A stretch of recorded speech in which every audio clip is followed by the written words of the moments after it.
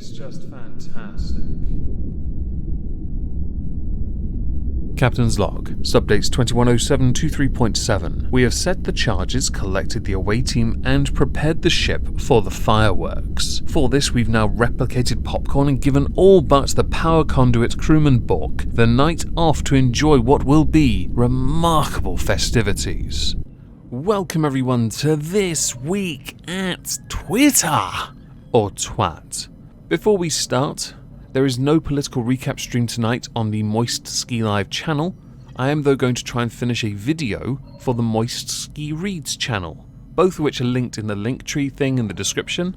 Please consider checking that channel out, or both. I will of course keep you updated on whether or not that video even happens, and I do apologise again for this limited visual aesthetic. Time was against me yet again, and I do apologise. So to start, because we're in the midst of a British summer, you can all thank Irate Alex for this. Congratulations on 15,000 subscribers. Whereas, yes, I will agree 30 degrees Celsius isn't extreme, the effing pathetic arguments underneath this are hilarious. People arguing over weather is peak British Twitter right here. He has retweeted the Met Office, who are giving weather warnings, where everything is extreme and everything is over the top and everything is blah blah blah blah blah. No one really cares, but the responses are peak British responses. And if you yourself are British, you can absolutely jump in on this particular one. It's linked down below. By all means, go give your 2 cents. My view on it is, I'm just grateful my air cooler does its damn job, and that the vast majority of my work is done on a computer, which does not help keep my room cool in the slightest.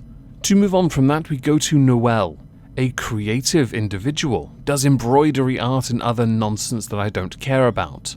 She recently had a tweet do quite well in traffic, which then got her in turn to be able to promote her own stuff, which is great. More notably for this picture, which I hadn't really thought much of, because I'm not overly fond of metal mustaches. My attention wasn't really all there. But then she said, I made a necklace, and I took a look and thought, has that been photoshopped? But thanks to a subsequent image of it glowing in the dark, no. Did you 3D print this, or did you do it with a stamp? It's quite nice. I must congratulate you for contributing towards further increasing that gap between two sides of an argument. I'm sure many of my audience who are themselves Republicans are kicking themselves for not having a chance to be with you? Alright. Beauty's in the eye of the beholder, of course. As we're in this ballpark of appearances, audience participation time from Sparky Poodle 1. Followers. Who rather you hang out with? Who would you rather hang out with? I'll correct it. On the left you have something.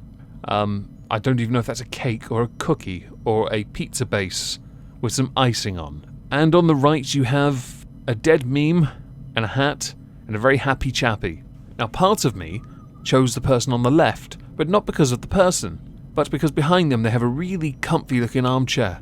I kinda want it for my cabin. Can I have it? But also because I really want to see if I can make that person smile, whereas the guy on the right just looks like he wants to have fun all the time anyway, and I do like a challenge. To move on again, Herman Lee, lead guitarist for Grammy Award nominated Dragon Force. What do you hate most about power metal, melodic metal, or symphonic metal?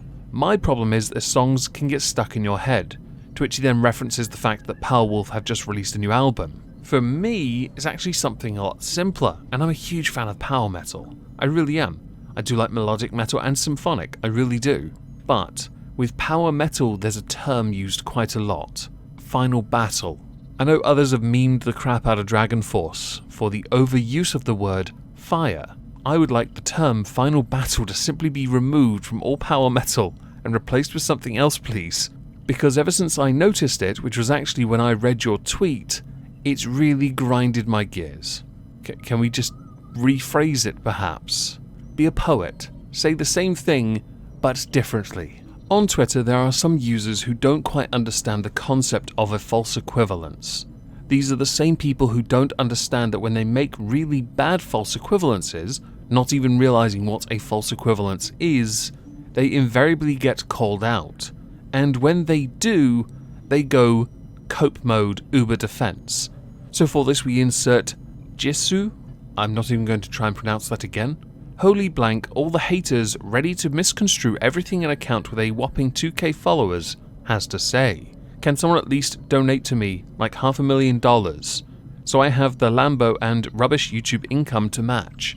So what was the tweet in question, you wonder? Well, it could very well be a tweet that came from Tipster, who retweeted the Cope comment with an image in which Jisoo said, "In my opinion, someone who skirts the line waiting for someone to turn 18 is almost worse than straight up going for kids, because they're basically admitting they would have done it beforehand, but they are aware enough to not do so and get caught." Which I think we can all agree is 100% wrong, for one glaringly obvious reason. But also this is that proof of false equivalence, go Cope, because someone doesn't quite understand comparing someone who skirts the line for waiting for someone to turn of legal age, as opposed to someone who just goes for kids. So is there anything to misconstrue from this tweet? Not really. You've implied something quite heavily, and in doing so got flack, which I can understand because it's a really stupid thing to say. And while we're with the gorgeous Tipster, who has recently received notification he'll finally get his play button, congratulations, well earned. I would like to get one as well, but I'm 2.3 away. Please help by, subbing. That's the best I can do with promoting myself, okay? Tipster, super thanks is cool and all, but the day YouTube introduces gifted memberships is the day YouTube streaming can truly compete with Twitch. Gifted subs is a huge revenue source for Twitch streamers, and YouTube should give creators access to a similar revenue stream. Accompanying that is context from a blog post from YouTube, with the whole super thanks nonsense. Don't really care about it myself, but there are some remarks within what Tipster has said that I agree and disagree with. To what I agree with, he is right. Gifted subs is a vast revenue source. I stream on Twitch, I'll be streaming there later.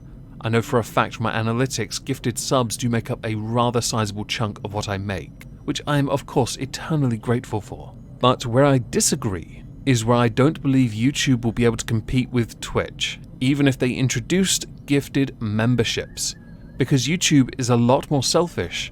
Twitch have for years been consistent with where the bar is, what percentages, what the splits are, what you receive and what you don't receive. YouTube though, say one thing and give you something else.